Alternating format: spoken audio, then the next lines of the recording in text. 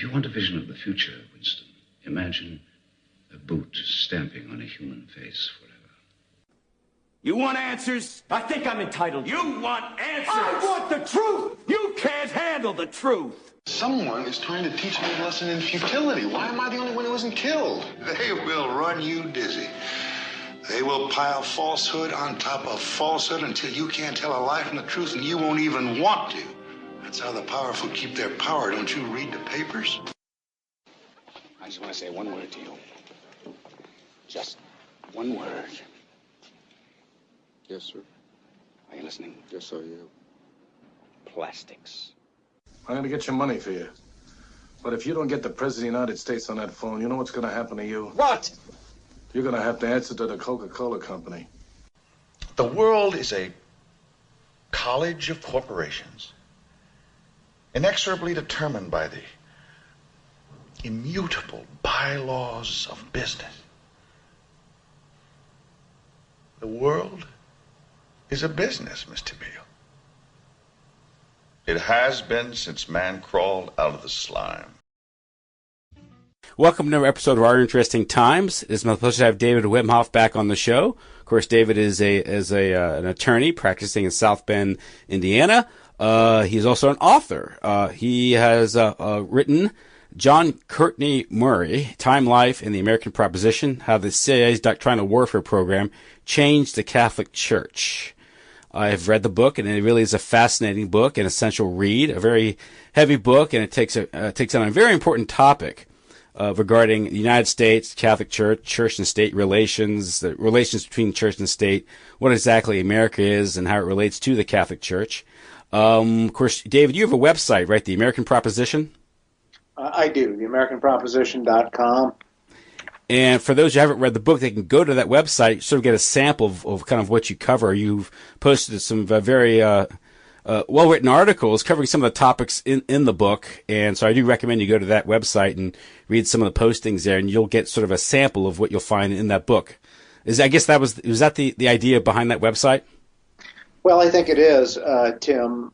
In doing the book, I had to get an understanding of a number of things. And one of those things was just why is the church and state and religious liberty doctrines so important? And why were they so important in the middle of the last century? And also, that necessarily implicates just what is the nature of this society known as America and the political entity known as the United States. So the book really had a lot of different themes and ideas in it. I know, at least for me, it helped me to understand, writing it, researching it, it helped me to understand a lot, in particular about the nature of America, the importance of certain principles in societal organization, and just what happened to the Catholic Church in our lifetime. Mm-hmm. Mm-hmm. And in the book, you present you present evidence of a collaboration between the three major pillars of American society in spreading this global ideology, Americanism, spreading it throughout the world. And you start with, or you start talking about President Franklin Delano Roosevelt and the Four Freedoms, his speech in January 1941. Of course, the context of this is the Second World War. At that point, we're about 11 months away from America's entry, although, as we know, the Roosevelt administration was determined to get us into that war, and they ultimately succeeded. So we have the context of the Second World War, then the Cold War. And in this process, the United States, particularly after the Second World War, the doctrinal warfare that was declared after the Second World War and the early parts of the Cold War was to utilize religions, mobilize it against our erstwhile allies, the Soviet Union, in the Cold War. And the Catholic Church was a specific target in that, correct? All the churches were, but the Catholic Church in particular, because the Catholic Church is international.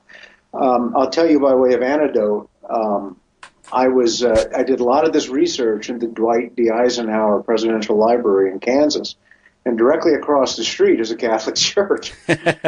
So, the Catholics have got outposts at a lot of places around the world, almost in every town.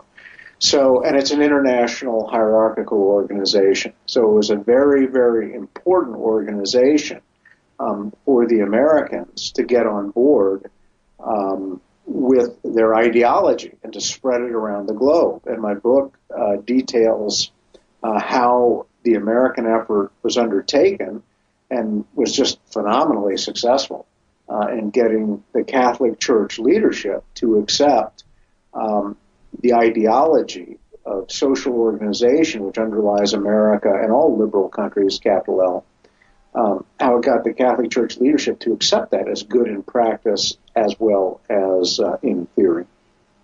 And you cite certain doctrines, or these secular doctrines that have been sort of canonized, effectively canonized in ideas. One thing is, well, I guess these documents are the Declaration of Independence and the United States Constitution, and the idea that the ideas set forth in these things, the ideologies themselves, were good in and of themselves and perhaps ideal, and therefore they were ready for export, so to speak, right?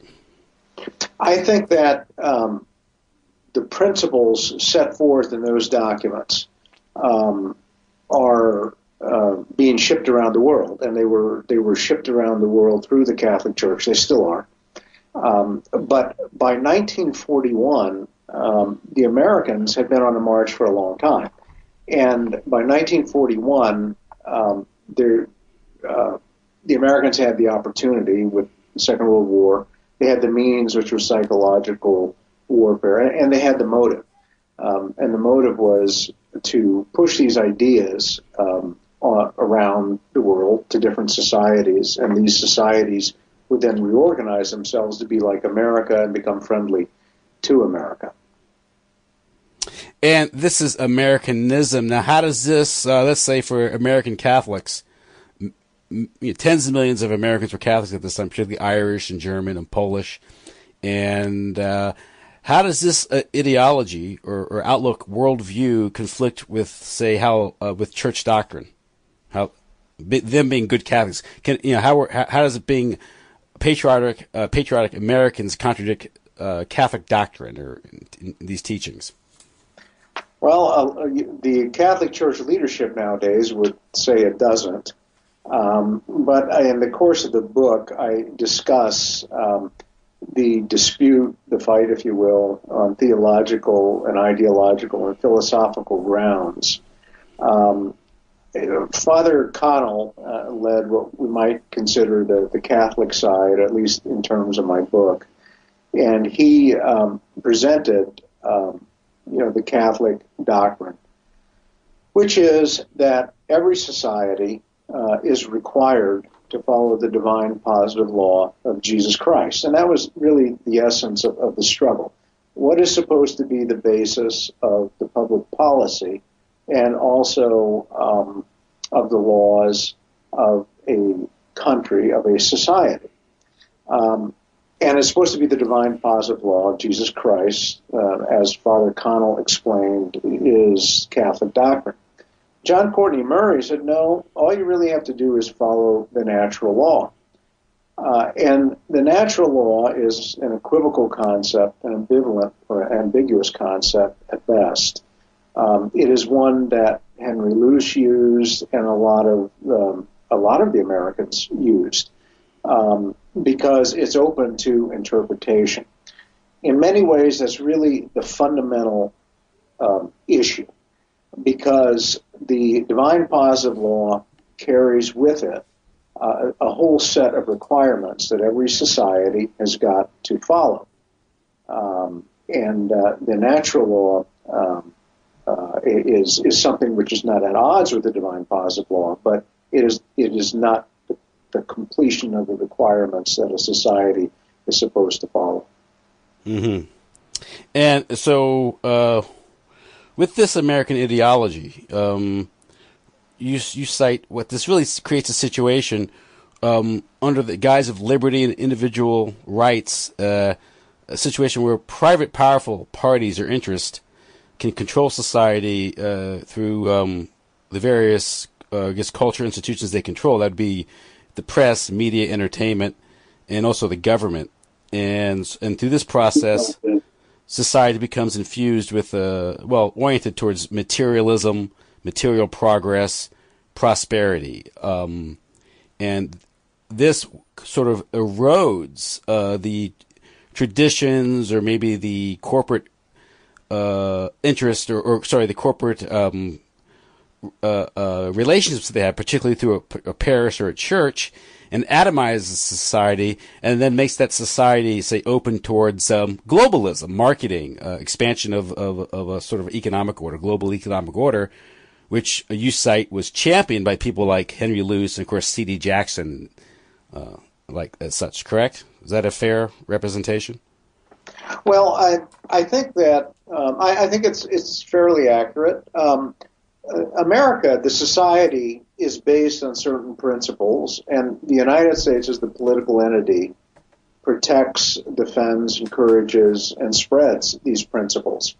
And these principles have to do with organizing the society. We all live in accordance with it, and we really think nothing of it. It's kind of like the air we breathe.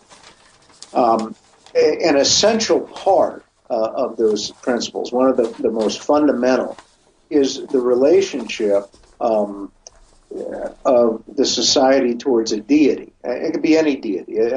Pick one. It could be Amun-Ra. It could be Christ. It could be Buddha. Pick somebody. But that necessarily implicates the idea of how is a civil society supposed to deal with religion. All through history, until the time of the American Revolution, there was always a state church. There was always a state religion. Now, people weren't necessarily forced to convert, but there was a state church that got the protection of the government, and that in turn supported the government and also served, in many cases, as a check on the power of the government and the power of private individuals in that society. When the American Revolution came along, one of the big things that happened was the privatization of religion. We hear a lot about privatization of government functions, but here we have the privatization of religion, and the government, the civil authorities, took no position whatsoever on religion, and so you have the First Amendment, which is the non-establishment clause, which says there would be no established church or religion. And then you also have freedom to practice your beliefs.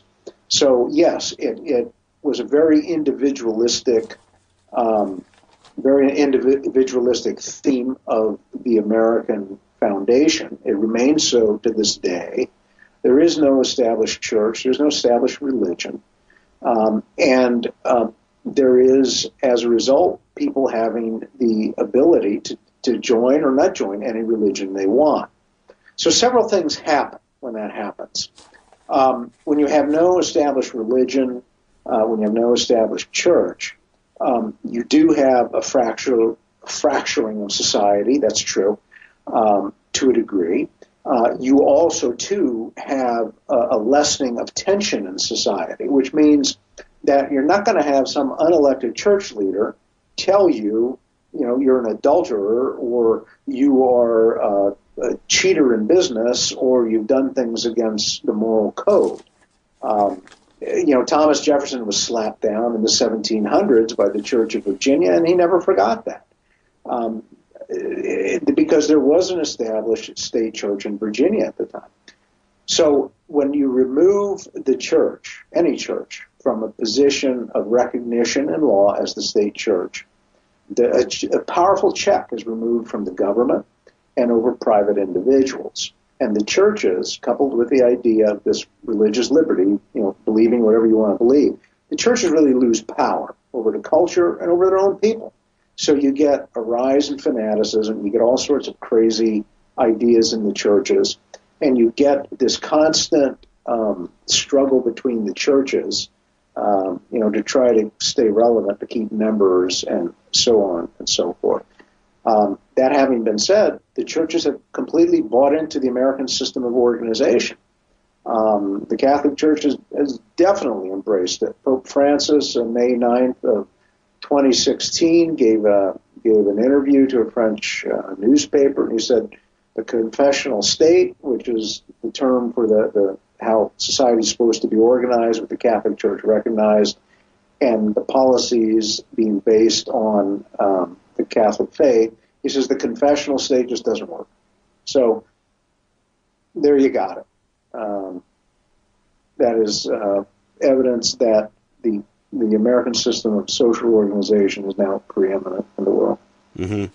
And this was one thing. The fraction you talk about. Another term could be pluralism. And the pluralism is kind of what the American, system was based on. But I think, as you write in the book, is the founding fathers themselves designed this system so religion would become the various religions would become fractured, and therefore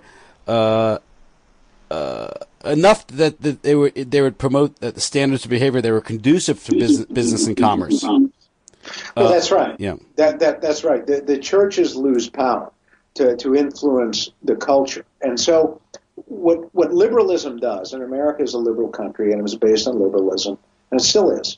What liberalism does, and that's a capital L.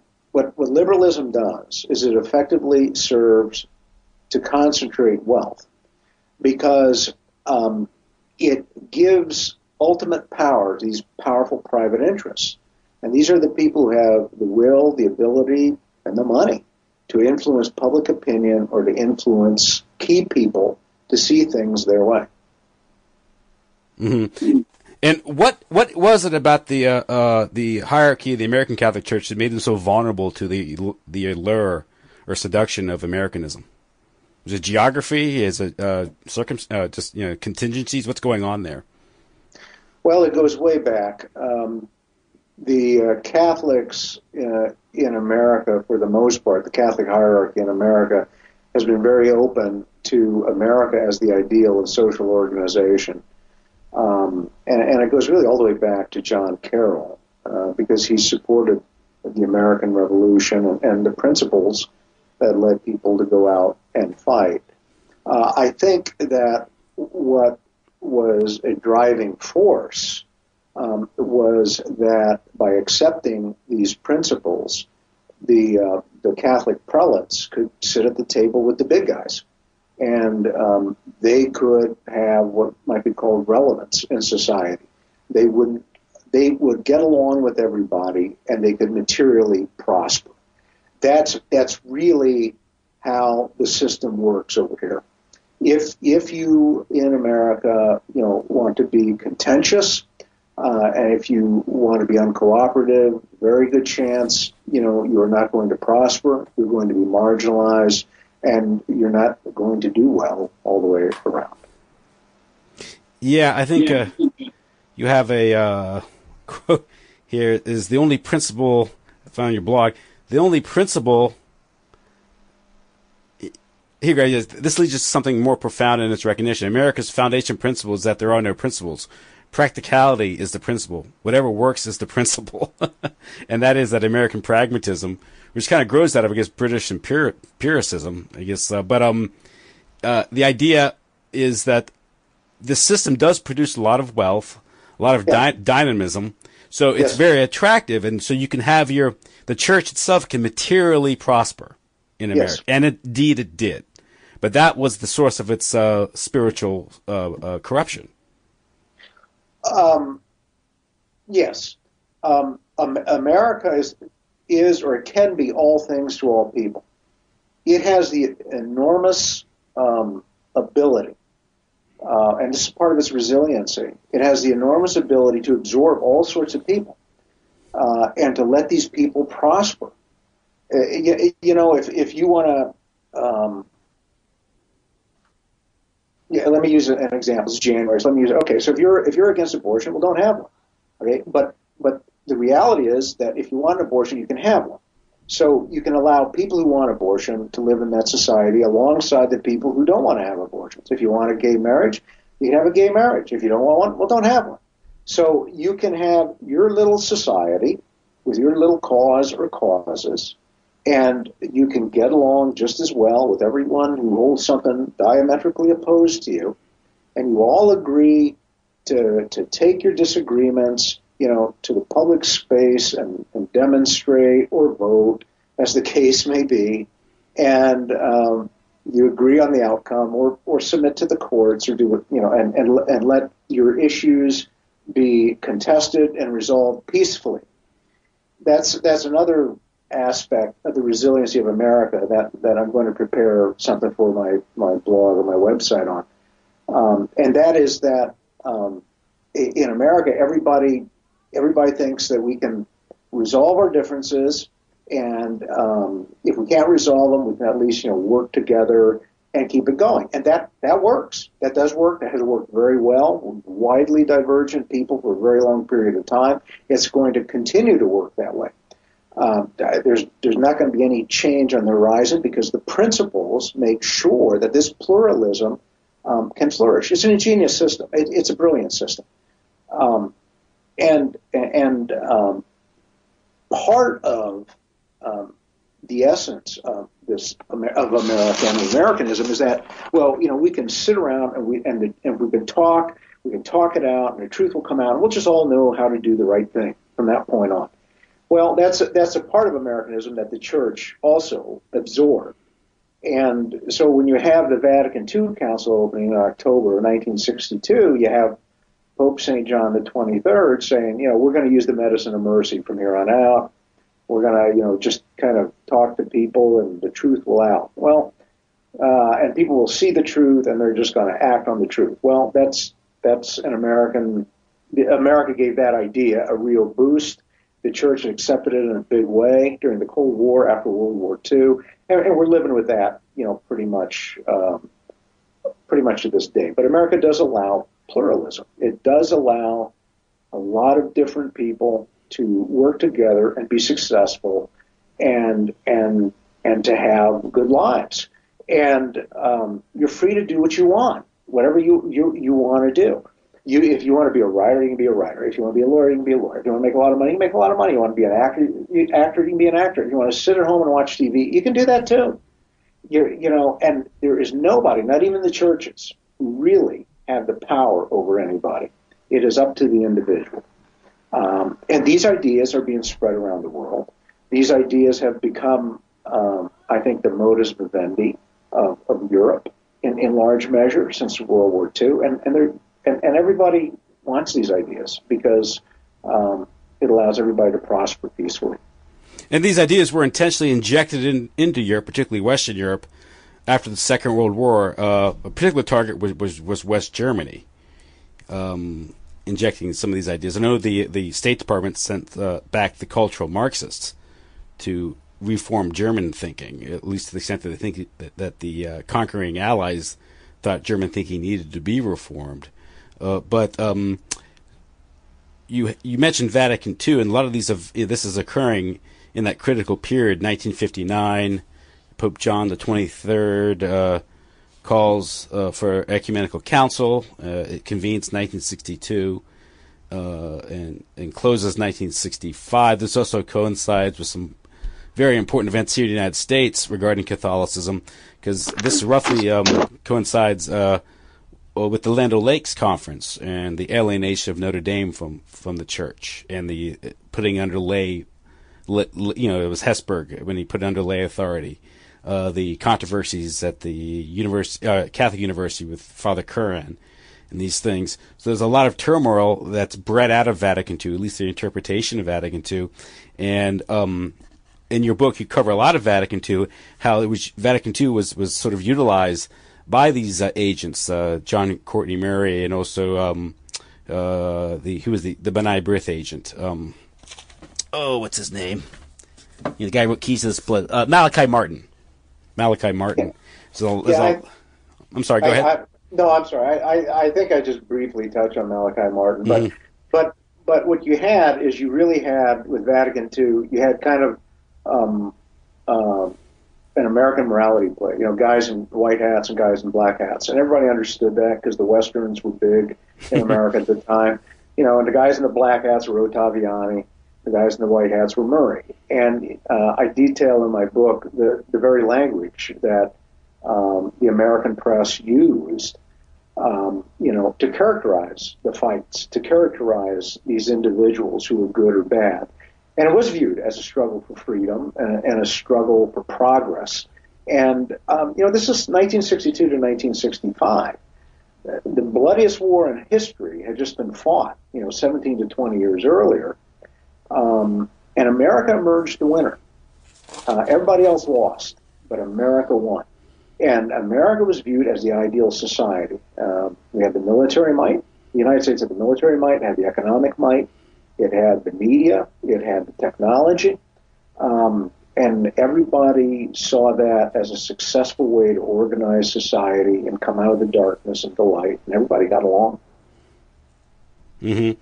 And this is also the time, of course, you've written how the importance of Vatican II is not so much the letter of Vatican II, it was the spirit of Vatican II, which I think was coined by Time magazine, and how it was interpreted. And Henry Luce sent his agents to make sure that the interpretation of Vatican II, particularly the United States, would be far different than the letter, and that would kind of expose the church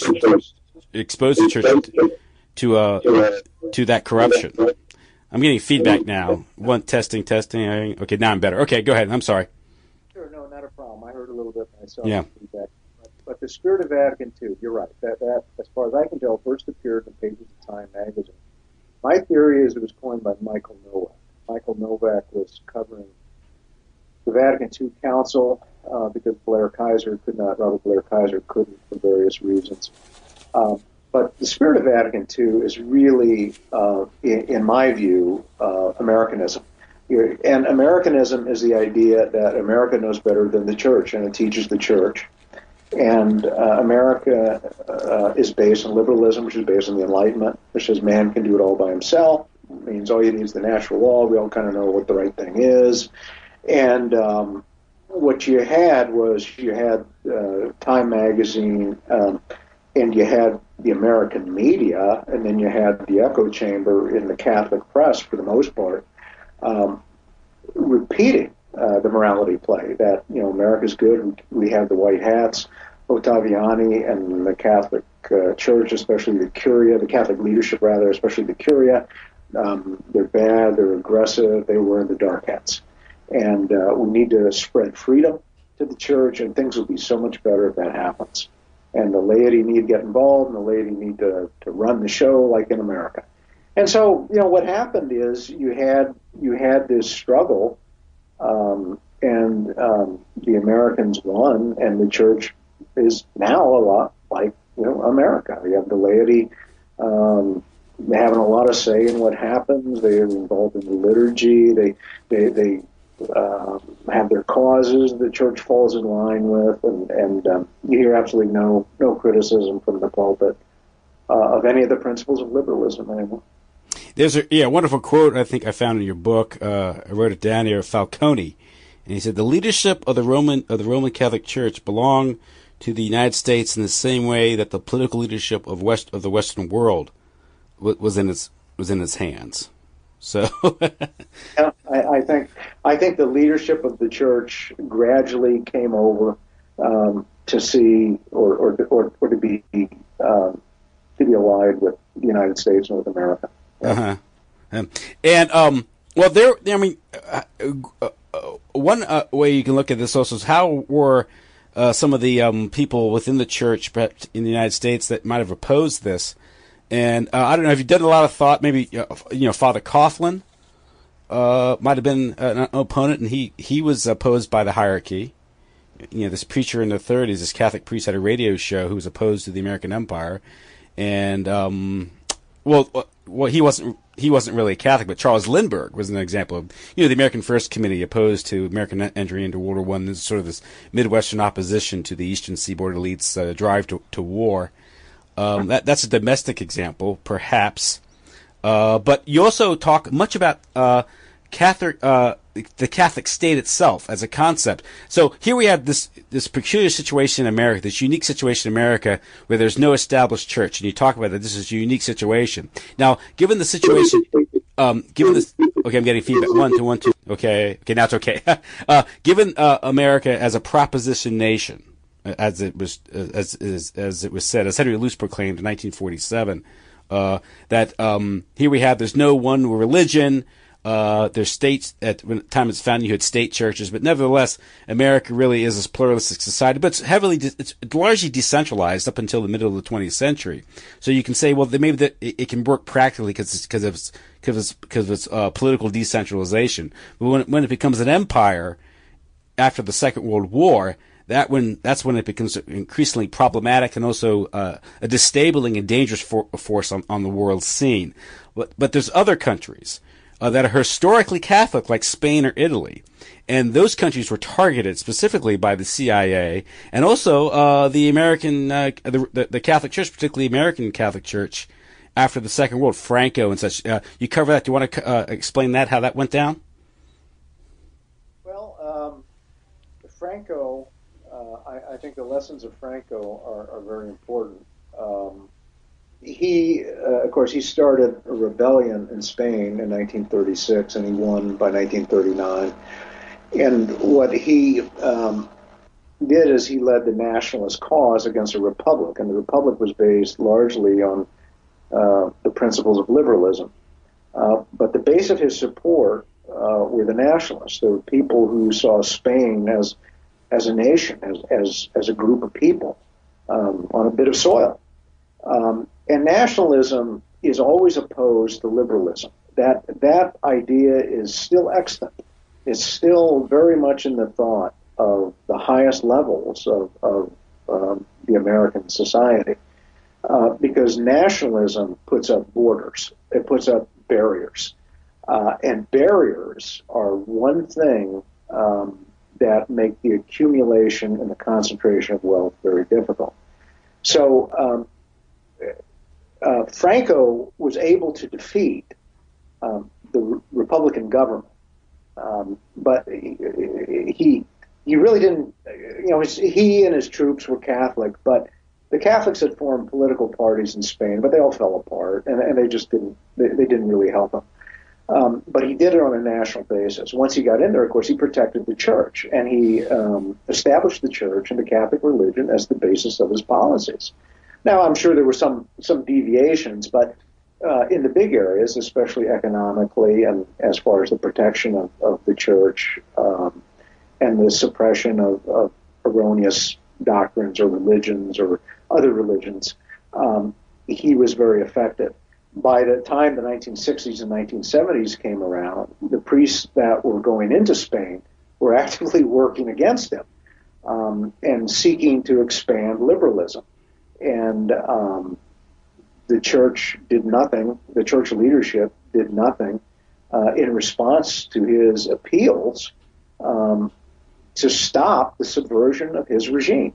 Now, he died in 75, and by 1978 there was a new constitution, and you had religious liberty, like in America, which meant the disestablishment of a church, the disestablishment of a religion, and religious freedom, which means you can pick and choose whatever religion you want. So the church was very much, became a fifth column in Spain, and the priests and the leadership of the Catholic Church are pretty much still a fifth column in countries they go to around the world.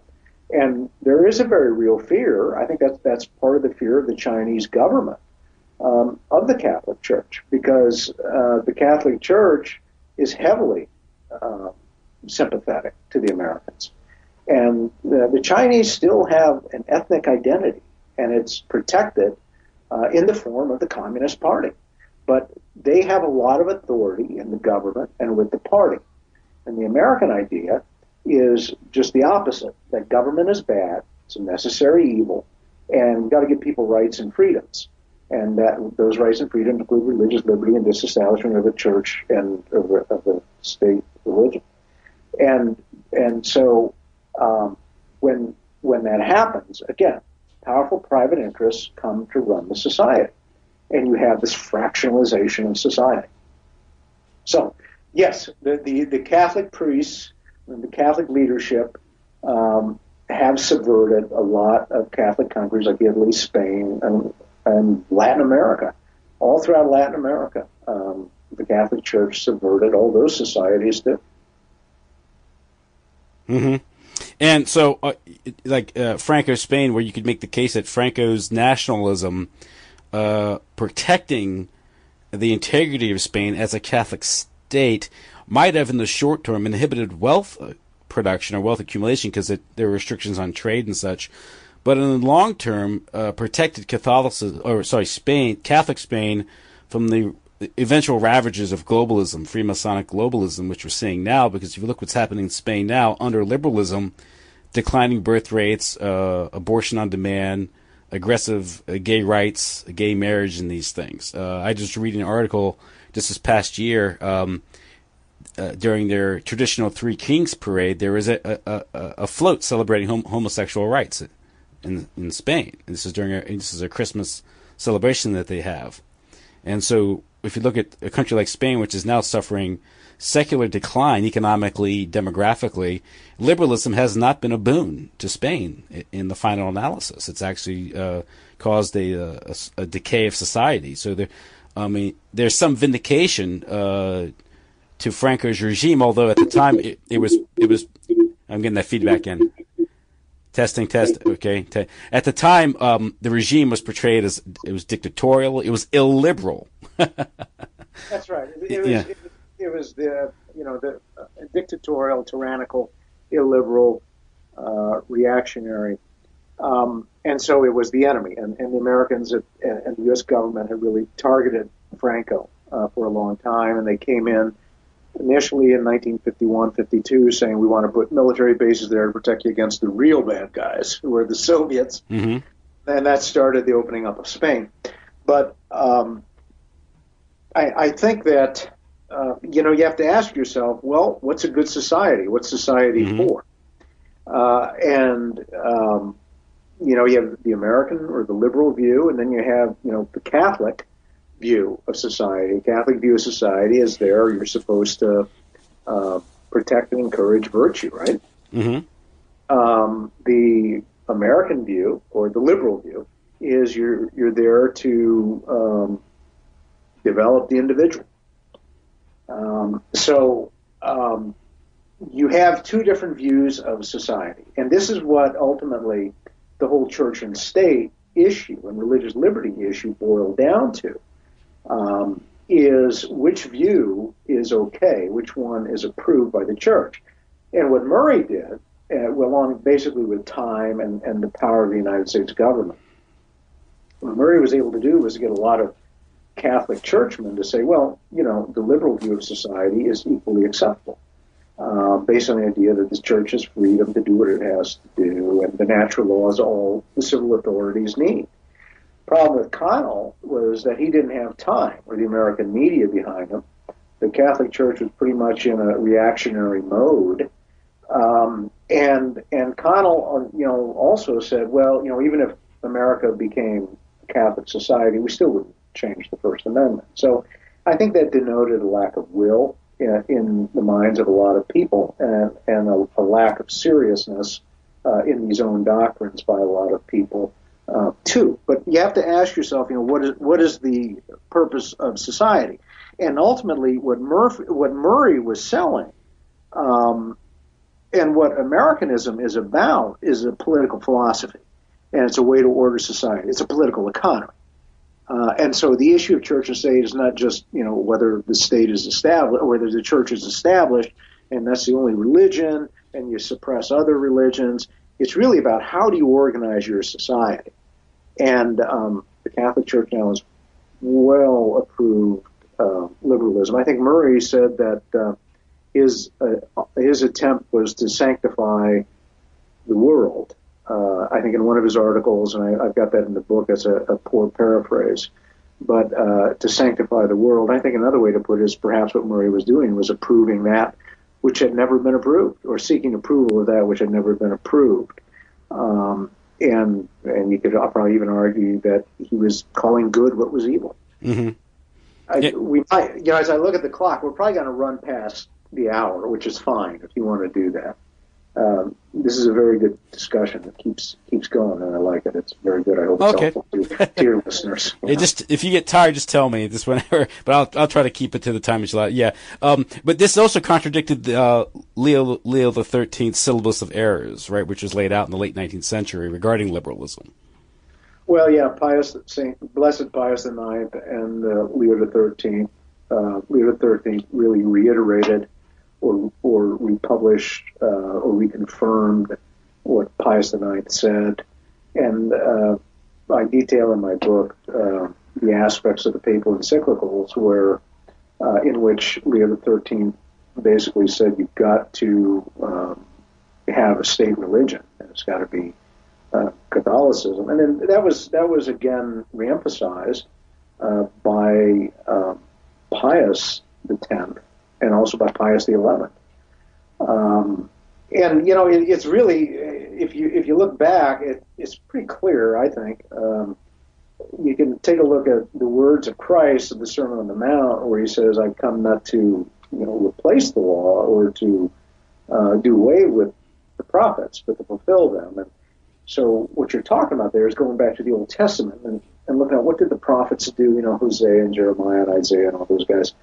There's book after book of prophet. And what did they do? And they basically called the civil authorities and the church, the state church at the time, to adherence to the law of God. So what Christ was saying is he's saying, hey, you know what? Like they called you to the law of God back in the Old Testament. Now all societies are being called my law because I'm part of that. Mm-hmm. Mm-hmm. Now, with Henry Luce, you phrase it as such. I thought it was a good way to phrase it. Is both Henry Luce and FDR sort of declared war on the world with the four freedoms, these things, these concepts. And also in 1947, I guess that was a speech at Prodeo University? 1953. 53, I'm sorry, yeah. Is when Henry Luce gave the American Proposition speech, where he laid out the essence of the American Proposition, which was the doctrinal weapon that was really injected into the veins of the Catholic Church. The speech was written largely by Murray. I came across that in a number of archives. But Luce and Murray were fellow travelers. They totally agreed that America is the ideal of social organization, and it should be spread around the world. But what FDR did with his Four Freedoms speech, I detail in my book, is he said, there are four freedoms here by which we're going to reorganize the world.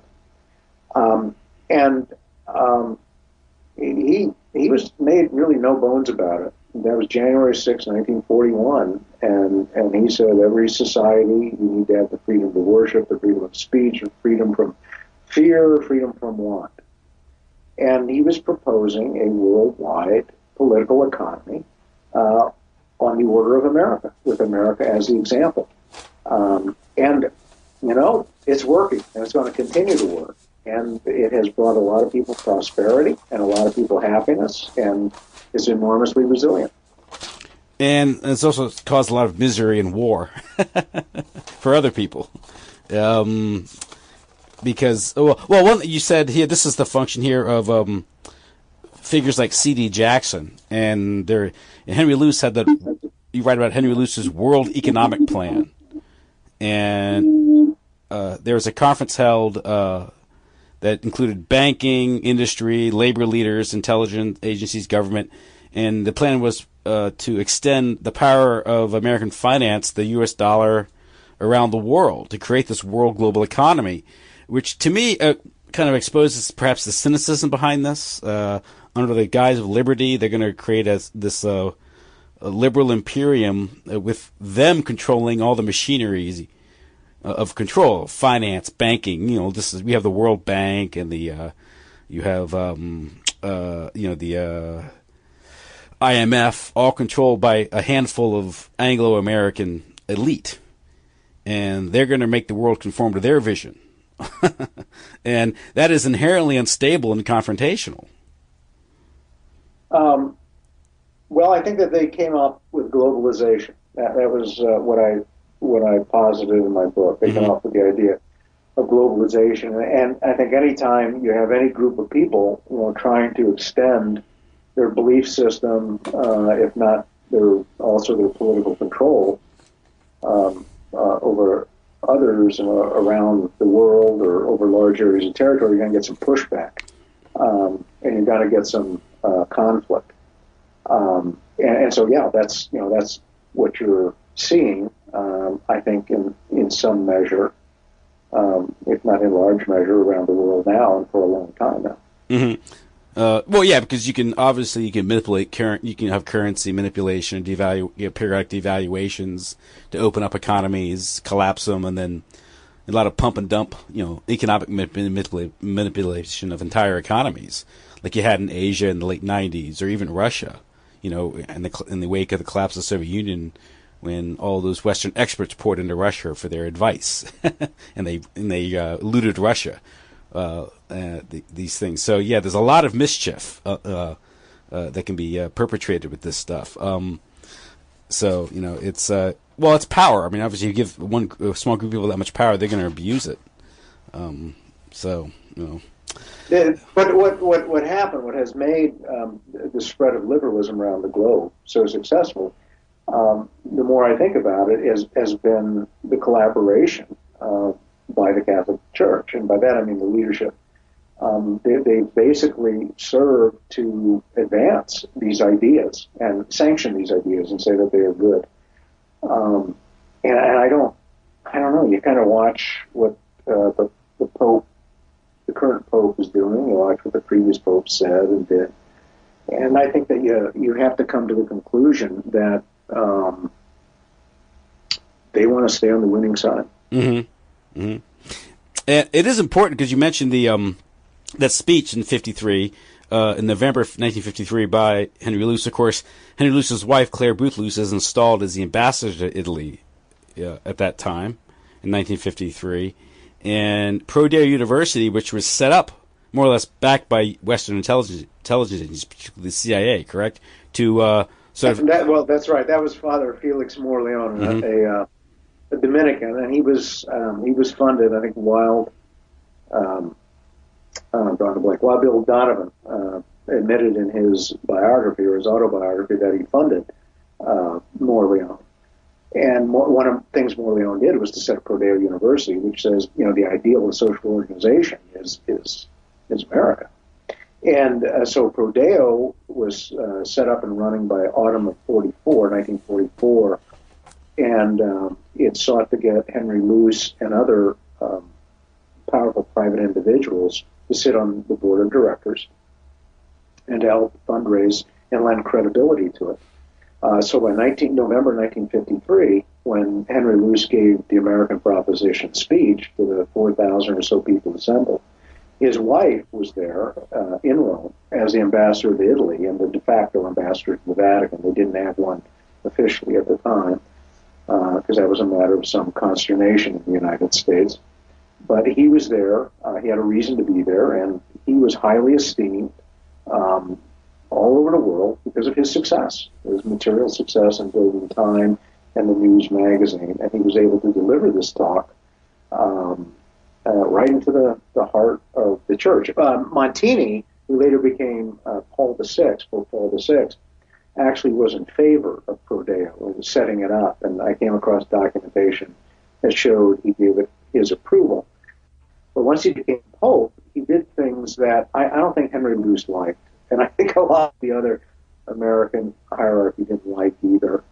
And I think one of the biggest things he did was to promulgate Inter Mirifica, which came out in December of 1963, which was it's a document, the first document come out of Vatican II, that essentially took aim at social media, as we would call it, and said, "Hey, you guys have got to clean up your act. And you gotta be truthful, and you can't play mind games." I think it was a direct strike back at psychological operations. Mm-hmm. But of course, the Catholic leadership in America and in large parts of the world criticized him for that, and Murray and others were publicly opposed Inter Mirifica, So you had this dissent going on, and nobody was doing anything about it. So you saw the crumbling, really, of the hierarchy's ability to control their own people.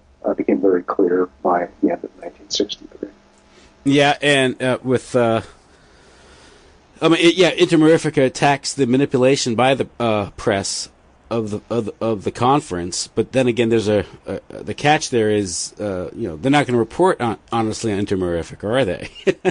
well, no, they're gonna twist it. Yeah. So that's the thing, is they're twisting you might have been keen to this, but then again, it's not going to be reported properly throughout the world, particularly here in the United States. But the Catholic hierarchy, even to this day, you ask somebody in the Catholic hierarchy what Intermarifica is, and you'll probably get a blank stare. Mm-hmm. Mm-hmm. And also Vatican II promulgated Dignitatis Humanis. Dignitatis Humanae, that's right. That came out. That was the last document. That was December 7th, 1965. It's an important document. It re-established, republished Catholic doctrine. However, that having been said, as you alluded to earlier, the Americanists and their allies, the Americans, had the ability to twist the document. And one of the people who twisted it was Murray, of course, in the Abbott version of the documents from Vatican II. There was a Jesuit by name Walter Abbott who compiled all the documents from Vatican II, and Murray commented on Dignitatis Humanae, and he was very selective in his notes. And his footnotes about it, and the essence of his footnotes over the first part of the document was that the American system of social organization, the Declaration of Independence, and the First Amendment was the ideal, and the Church had accepted the ideal as theologically correct, the American ideal as theologically correct, which was not the case. Flannery put out a version. He was a Dominican. Austin Flannery put out a version of the documents of Vatican II in 1975. John Courtney Murray wrote the introduction to it, and he alluded to the fact that there had been some twisting of these documents and their meaning. And it was a very bare-bones explanation of these documents. But Dignitatis Humanae really reinforces Catholic doctrine. It just puts it in a little different form. And in my book, I detail that, how that happened. But go ahead. I'm sorry, you're going to say something. Yeah. Well, I guess what it says is basically is because of human dignity, people have a right to be free from coercion, being coerced to accept coerced to become Catholic, or but nevertheless. There is no positive right to that error. There's no right to be wrong, more or less. Right has no error, as the saying goes, right? And so it said, people should be free from coercion. It doesn't mean that there should be no privileges conferred on the Church, as the Church's job is to guide society spiritually. Is that a good representation of what it said? And then that was misinterpreted as a sort of a positive support by the Church for religious freedom or separation of church and state by the Americanist? Well, I think my take on Dignitatis Humanae was the Americanists certainly said that the Church gave up their preeminence in every society, and that was used in Spain and Italy to disestablish the Church, which is not the truth, which is not accurate. What I think Dignitatis Humanae says is that these other religions can have a place, but the Catholic religion and the Catholic faith has got to inform the policies and still be the established church. It doesn't come right out and say that, but it alludes to it in any of a number of different places of the document. Mm-hmm. And, of course, the Americanist interpretation has led to such situations which you write about in your blog. You had it here. Let me see here. One of the things I just want to throw in while you're looking here is, and this goes to my last comment, or my previous comment. In excuse me, in Dignitas Humanae, Part 2, Chapter 11, Paragraph 1, there's a reference that God has higher rights, that they must be respected. And so, we're living in this is written in the 60s. Everybody's talking about human rights, blah, blah, blah. Mm-hmm. Well, God has rights, okay? And those have to be respected. Now, you put that with Chapter 2, Paragraph 10, and, Chapter 1, Section 3, Paragraph 3, and you see that the Christian faithful have to, quote, give practical expression to every sphere of their lives, unquote, and they have to follow the divine positive law, quote, in all his activity, end quote. And so the Dignitas Humanae is given an affirmative duty to the faithful to live the faith day to day and to have it form the basis of what they do in public and private life. This was a big dispute that was going on leading up to Dignitatis Humanae. In September of 1960, you had Gustav Weigel, who was a friend of John Murray and a fellow traveler, say, in public and private life of Catholics are two different things. The private life, this is the Mario Cuomo position 24 years later, and it's the Professor Amy Coney Barrett's position in 2017. Public and private are two different things. And the Catholics are supposed to live the faith in their professional or public way. They're supposed to argue and fight for issues and positions that are in accordance with the faith, which is policies are supposed to be based on the Catholic faith. And so this is one thing that right away, the Vatican II Council, Dignitas Humanae, slapped down. But then the other thing was, what is the basis of the public policy? Well, it's supposed to be the divine positive law. And you have in Dignitas Humanae, again, I think it's Chapter 1, Section 3, where they say the norm, or the document says the norm of all human endeavor is the divine law. So this big discussion of natural law versus divine positive law came down in the Vatican II Council, Dignitas Humanae, on the side of the divine positive law. That's what you're supposed to do, folks, and you're supposed to live that and make that the policies of your societies. And that's how I believe the document should be read and understood, given the historical context, which I document in my book. And those were the two big issues. Those were the two big issues Dignitas Humanae. And not so much, whether you let other churches exist in a society and let them talk or, whatever. Some people have just looked at Part 1 under a microscope ad infinitum, ad nauseum, and you just lose sight of the meaning of the document because it was written in a time and a place in response to certain issues that were raised by theologians like Connell in 1959 when he wrote to the Vatican and said, you need to deal with this issue of what is the basis. You need to make a clear statement of what is the basis to be a public policy in every society, because Connell and Murray have been going back and forth for at least a dozen years over natural law versus divine positive law. Mm-hmm. Yeah, you mentioned Amy Coney Barrett. I think she's the appointee to the Seventh Circuit Court of Appeals, and she's a University of Notre Dame law professor who was being, I guess, during her confirmation hearing, was being grilled by Senate Judiciary Committee. One was Senator Dianne Feinstein, and the senator expressed concerns about her dogma, and and she says the senator asked if the dogma lives loudly within you, and that's a concern to me, meaning that you check your faith at the door when you become a judge. That's her expectation. Now, the funny thing is, pretty much only Catholic appointees get that question, if ever, right? I mean, you don't find Jewish appointees getting that question, or no one asks Stephen Breyer or Ruder Bader Ginsburg, if does the Talmud affect your jurisprudence? Only Catholics get the question of dogma, but in a sense, Dianne Feinstein is expressing the Americanist position, right? I mean, she's.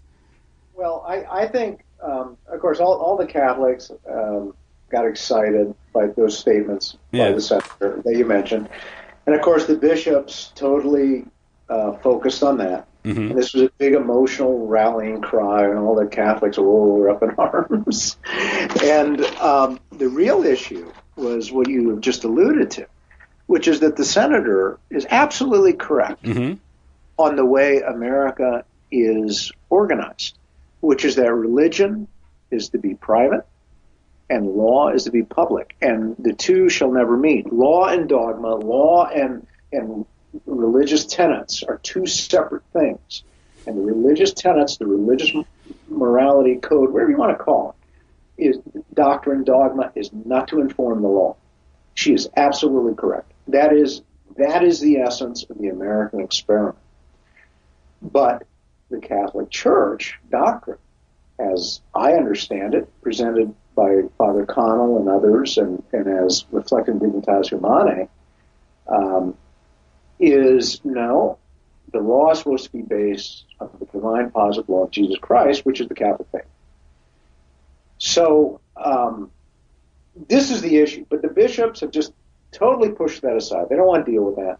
They want Catholics to do well and move up in society too. So they have basically given all of us the approval to do as well as we can. Now, I will say this, and I don't mean this as a slight on Professor, who is now a Judge Barrett. She's eminently qualified. She always was. She is top-notch lawyer. She's litigated cases. Unlike some recent people who were considered for appointment, she's actually been in a courtroom and litigated cases.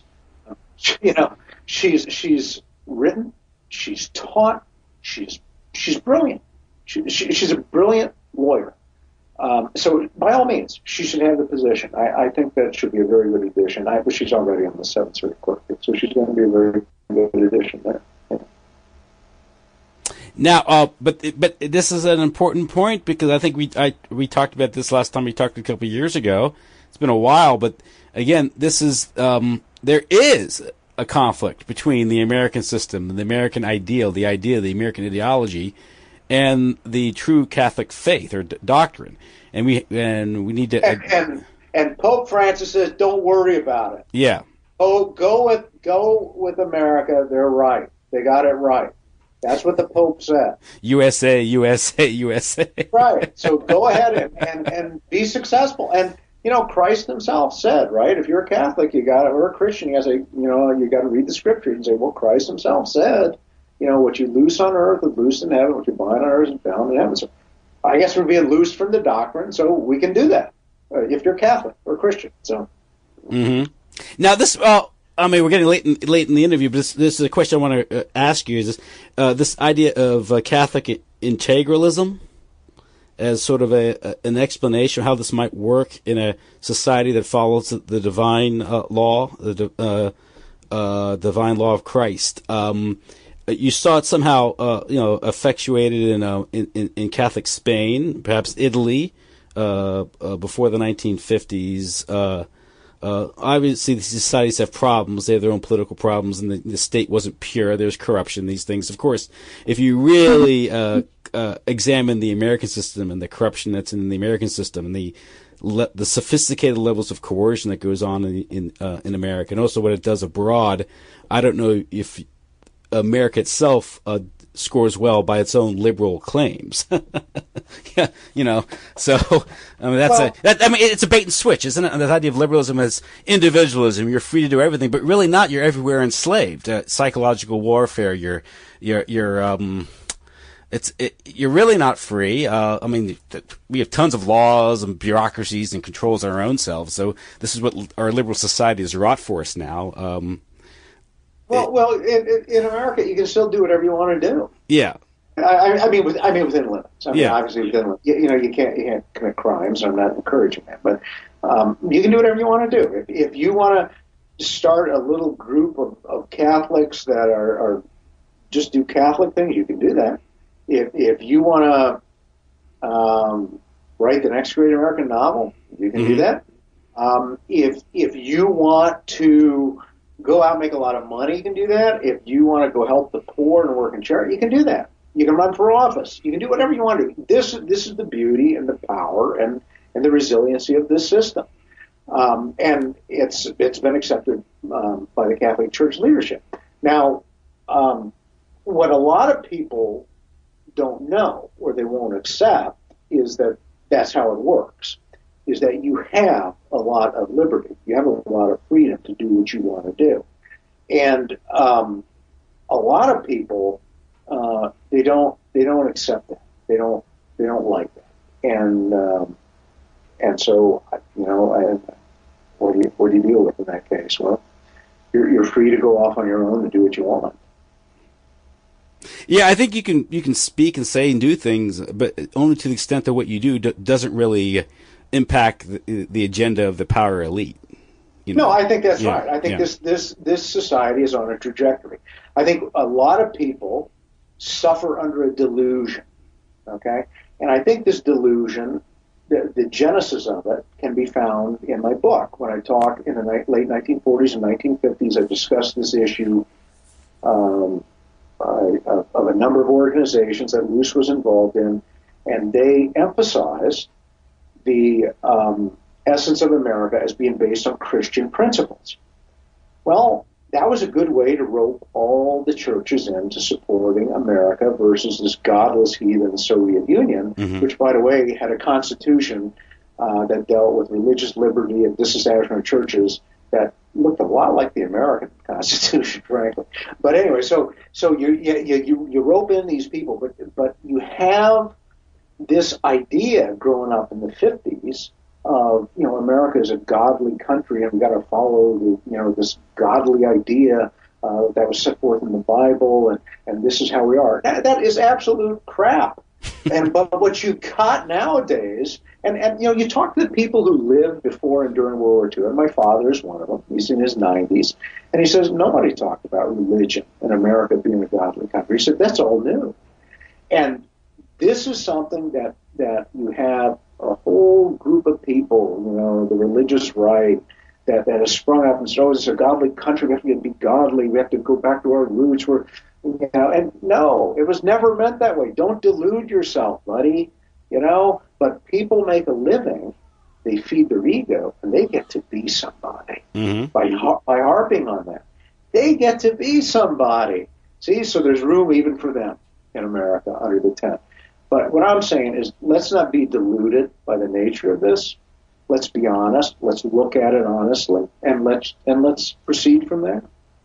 Because that was in the 1950s is when they add, I believe, the one nation under God to the Pledge of Allegiance, and right, and also in God we trust on the currency. Right, and that was who led that charge? The Catholics did. Who were the guys who wrote Who were the guys who wrote the doctrinal warfare program? The Catholics did. That was Lilly and Grace, right? That's right. Yeah. Dr. Lilly, a Catholic. Where did he come from? He came from a very wealthy Catholic family in America. The type of family that you described so well. Yeah, that can do well, get rich, and get a place at the table, so to speak. Yeah. Exactly. That's exactly right. That's exactly right. And Catholicism then becomes something that they do a few minutes every week. And the proper Catholic position relative to the American ideology is not to have a place at the table. Right? I mean, it's kind of like to be kind of excluded from it all. That's kind of like the because can you really rise up through the can you really wiggle your way up the grease pole of American politics and retain your genuine Catholicism? I don't know. Well, you have to please a lot of different interests and please a lot of people, and you got to have an ego to move up. And this is a good time as any, I guess, to talk about Trump. But but President Trump is an American. And there were a lot of people saying a couple of years ago when he ran for office, oh, he's going to overthrow the oligarchs. I just laugh every time people use those words. The oligarchs. I mean, what is Themistocles running around here somewhere? I mean, that was antiquity. It's over. He is from the same class of people, okay, that exert real power and influence in this society. Now, he's somewhat of a demagogue, and he also understands the mentality of the so-called little guy. So what you've got, and what I have told folks with Donald Trump, he's thoroughly American. He completely believes in liberalism, but he appeals to nationalism, to get votes. So what you got is trick and tweet.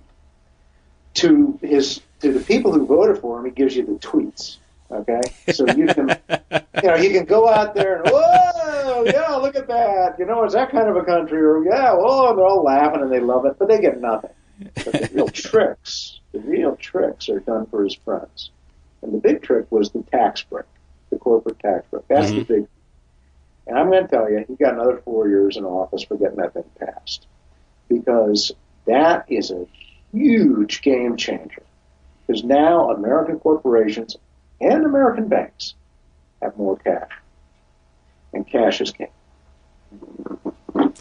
It'll trickle down, don't worry. Right, it will. It will trickle. It will trickle, yeah. Absolutely. Yeah, it's well, it's funny because if you look at the two reigning or supposedly conflicting ideologies of the 20th century, they kind of grew out of the French Revolution. That would have been collectivism and libertarianism, extreme individualism. And I think I was reading Peter Billington's Fire in the Minds of Men about the revolutionary faith. And he made a point, I'm going to paraphrase it, says both collectivism and individualism are materialist ideologies that deny the spiritual element. And they both lead ultimately to the same end, which is, I guess, I don't know, the gulag, slavery, because it denies that essential element in humanity, which is man's spiritual dimension, the soul. And they're making material, if materialism is your end goal, you're already psychologically enslaved. I mean, that's the problem there. Yeah, it's a shame. So, well, I seem to have lost you. I can hardly hear your voice. Okay, how about now? Getting better? Yeah, I encourage people to go out and of course read the book. You can't cover all of it. It's a 990-page book. So you seem to be losing our connection. Let's see. Testing. Are you there? Oh, yeah, I was making the point is I think we started to fade out, is that collectivism and individualism or libertarianism are both sort of they make material promises, but they ultimately deny the spiritual, which ultimately leads to the same destination, and it's this accumulation of wealth. If that is your end goal, then you're already sort of spiritually or mentally enslaved.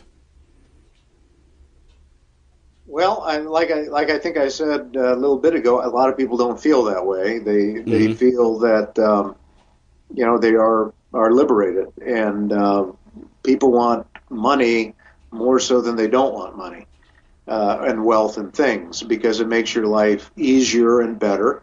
And there are studies out there that actually it makes you live longer. Yes. The wealthier people actually get better care, health care, and they actually live longer lives. The whole idea of living in abject poverty was something that I discuss in my book, and C.D. Jackson noted that the Catholic Church leadership was coming around and saying, material wealth is not such a bad thing. And that's a very important part, I think, of the dynamic in the church. And it's not. I mean, people want to live better. They want to have things. Who wants to go out and live in 10 degrees below zero in a hovel? For some spiritual need. So this is the challenge that everyone has, is to live a life in accordance, with their beliefs, and to have, that's called integrity. And so what you have a lot of times in the situation of the Catholic Church, at least my conclusion in many ways, has been the Church is suffering in a large way from a lack of integrity.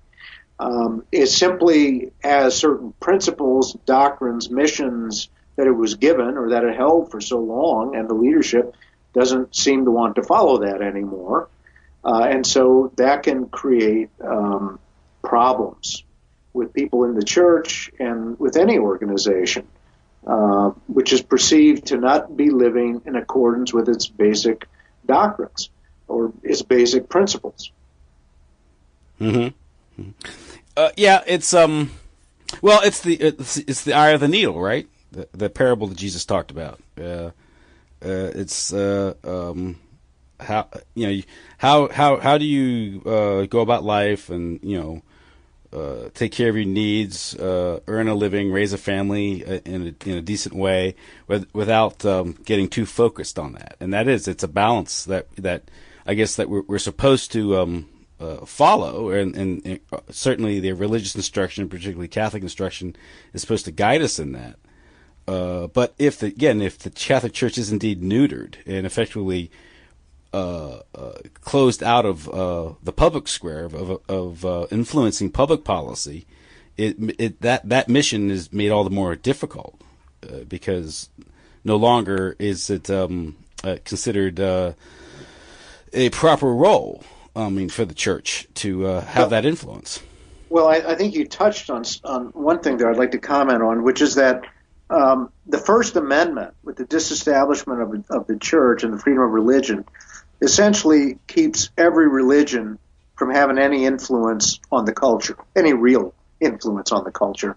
And that has become more so with the advent of such technological advances. Mm-hmm. The church just doesn't have control. So you get a lot of laity that do a lot of crazy stuff and become religious fanatics, and the churches can't control their own people because of religious liberty and disestablishment of churches. But what the Catholic leadership is essentially saying, and has been saying for a long time, is it's okay to move up in society. It's okay to accumulate material things. And I'm just making that observation, and I don't think there'd be anybody who would want to say otherwise. I think that a lot of people have misunderstandings of the Catholic religion. They have misunderstandings of the nature of the society in which they live, and they penalize themselves as a result of that. Mm-hmm. So I think it's important to understand the truth of what you're dealing with and proceed accordingly. Mm-hmm. Yeah, and I guess a system that gives you. Mm-hmm. You can do. Yep. Oh, losing your connection again. So I think. I guess I got to just keep speaking up really loud. Yeah, now you're really clear, so it's frustrating. I guess that's what it is. I think I have to speak really loud, and I think that's what helps. I've got a tin can here with a string, and I think the string is getting frayed. Because I don't want to spend too much money and be ostentatious. That's right. So I think that's the world in which we live, and that's the reality of the world. And the church and the churches are followers now. They're not leaders. They have not been leaders in this society ever. I think that they have always been the followers. The civil rights movement was largely something that was begun by people outside of the churches, mm-hmm. and the churches kind of joined in and went along with it. And that's how it is in this society. Yeah, and it's popular. It's a popular society. People always want to come to America and live here. Yeah, and it's the ideal around the globe. There's no question about that. There's a lot of people saying, "Oh, America's going to collapse." America's not going to collapse. It's going to be here until the second coming. This thing is so resilient and so strong and so desired by people and supported by the Catholic Church leadership that it will be around for a very long time, and it will bring order to the world. And I say that as a matter of observation. People may hear what I'm saying and think I'm saying something else, but I'm simply making an observation and a prognostication based on my study of America, which is a very fascinating study. There's no other society like this on earth. There never has been. And so it's kind of prompted me to do more research and more writing, and hopefully I'll have another book come out about America, its nature, and its resiliency. Are you working on a manuscript as you speak? I've got some initial research done. It's been that way for a while, but I've been kind of busy, so I hope to be able to complete it. There are some archives that I want to look at. Mm-hmm. Excellent. Okay. Well, that's David Wemhoff. He's the author of John Courtney Murray, Time, Life, and the American Proposition: How the CIA's Doctrinal Warfare Program Changed the Catholic Church. You can also check out his website it's theamericanproposition.com and get a sampling of what's in the book and also kind of what he writes about, the concerns and issues that are raised in the book. Some articles I had a chance to take a look at it the past couple of days and read the articles, so I strongly recommend that website. And also, of course, I strongly recommend you go out and buy the book. It's a very engaging, very thought-provoking, and well-written book, I might say. I really enjoyed it. Thank you very much, Tim. I appreciate your endorsement of the book and your kind words. I appreciate the opportunity here to speak on your program. I hope that the information that I've provided is helpful, and thank you. Thank you, and listen, good night, and I'll probably post this next day or so. When I do, I'll send you the link. I'll try to I'll have to see how it came out with all this choppiness and edit and get it together so people can understand what what we said. Some of these parts are rather rough, unfortunately, but that's the risk we take with Skype. So let's thank you. Thank you very much. Good night, then. Bye bye.